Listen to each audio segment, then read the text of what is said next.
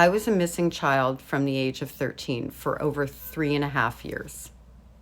When social services made me go back to my mother, at that time she was in Montreal for a family event, I didn't know I had the option to say no. I didn't know I had any options or voice whatsoever. I was a very traumatized young girl now with a little baby. When I got back to Montreal, my mother didn't know if I was dead or alive that whole 3.5 years. Let's just be clear about that.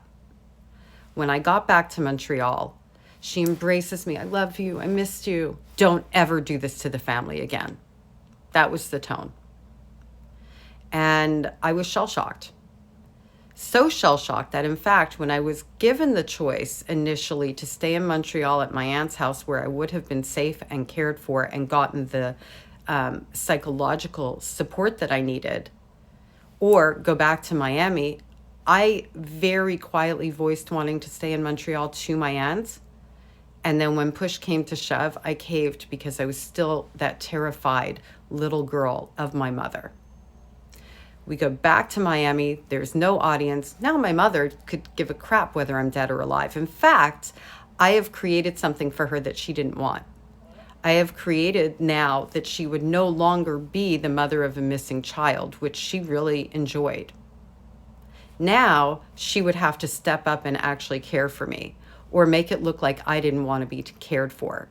So for a week, she didn't come out of her room other than to tell me that if I didn't sign this document of back payments of child support for my father and sue him, I would have no money to live off of. And in the same breath, my stepfather came to me and said I would no longer be living in the house, that it wasn't working out. Other than this interaction I had with my mother, and I did sign the document, I had no interaction with her. No negative, no positive, no nothing, because she was hiding out. The 3.5 years I was gone, she had zero expense for me. She wasn't maintaining a house for me. In fact, my room was dismantled less than a year after I ran away and turned into a guest room. My belongings were given away. There was no storage. There was one little suitcase in the garage. That was it. The house that we were living in at that time belonged to my stepfather for 25 years before he ever knew my mother, and there was no mortgage on it. So this thing of it's child support and she gets to keep it, no, child support is to support the child.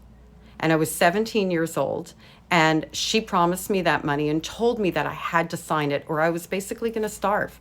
And I believed her. And then she kept the money.